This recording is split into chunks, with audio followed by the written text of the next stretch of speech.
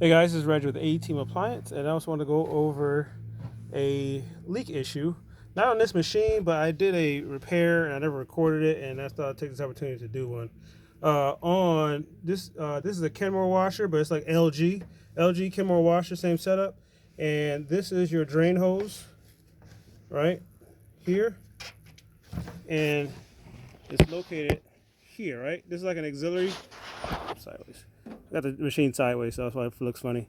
This is an auxiliary drain hose. So if you want to take the drain out of your washer, your front load washer, you can slowly trickle the water out through this hose, right? So I had repaired one and couldn't find the leak, and the leak was here, right? So sorry about the camera work. And you see this screw? This hose was leaning against the screw head like that. And over time, the vibrating of the machine worked a hole in this hose, and it slowly dripped out and created a leak. So this is just some advice on where to look if you have a leak in your LG or Kenmore washer. Actually, there's a lot of washers set up like this, where you have the drain pump here, and I got it on the side, so in the shop here.